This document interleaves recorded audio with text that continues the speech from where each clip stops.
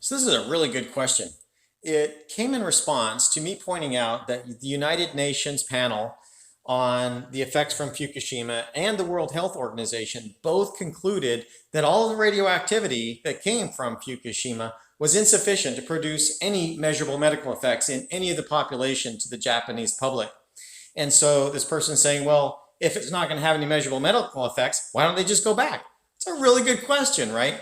Well, it reflects the amount of conservatism that we have in having only extremely low radiation fields be allowed to expose members of the public. Let me put this in context. The level that the EPA would recommend evacuation is 1 rem. Now that's less or on the order of a dose that you would get for a chest or a CT scan to the hip.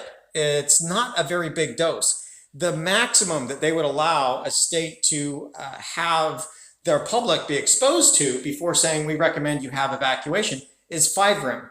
Now 5 rem is a legal dose to a radiation worker.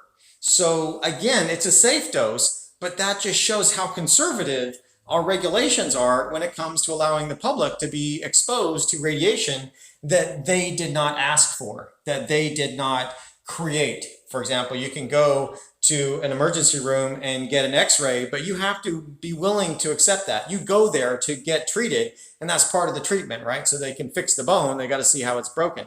And so when you're not asking for that, the allowable dose limits are extremely small in the United States, but it's common elsewhere, for example, Japan. And so the dose levels, again, are just too small to have a measurable effect, but they're big enough that they're easily measured, which is just demonstrates the level of conservatism that we have when it comes to radiation protection. I hope that helps. It makes sense to ask that question given the facts that I gave the first time. But let me know if that doesn't answer your question. I hope it does. Thanks. Bye.